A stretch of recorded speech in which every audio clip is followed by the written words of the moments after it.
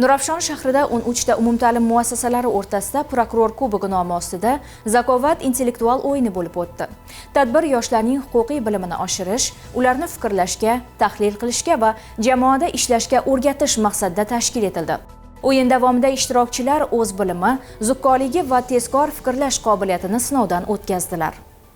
Nurafshon shahar prokuraturasi tashabbusi bilan o'tkazilgan zakovat intellektual o'yini voyaga yetmaganlar o'rtasida jinoyatchilik va huquqbuzarliklarining oldini olishni maqsad qilgan. Aytish mumkinki, bu borada maxsus dastur doirasida qator samarali ishlar amalga oshirilmoqda.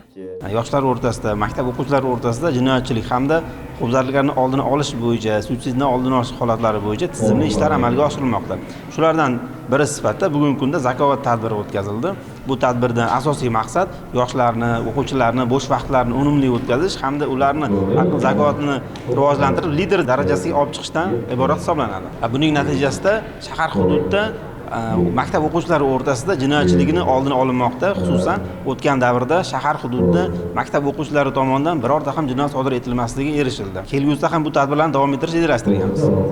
Mazkur loyiha doirasida yoshlar o'rtasida huquqiy ong va madaniyatini yuksaltirish, ularning ijtimoiy faolligini oshirish hamda yetakchilik qobiliyatlarini shakllantirishga alohida e'tibor qaratilmoqda. Bugungi zakovat o'yini juda ham ko'tarinki ruhda bo'lib o'tdi. Biz bundan juda ham xursandmiz. Biz 32-maktab tomonidan ishtirok etdik. Bu kubik bizni jamoaga ilhom baxsh etdi. Zakovat intellektual o'yini yakunida faol qatnashgan jamoalar mutasaddilar tomonidan taqdirlandilar. Xususan, guruhlar o'rtasida 3-o'rinni Bilimdon, 2-o'rinni Yangiobod hamda faxrli 1-o'rinni Turan jamoasi qo'lga kiritdi. O'tkazilayotgan bu kabi tadbirlar bolalarning intellektual bilimlarini yanada ortishiga imkon beradi.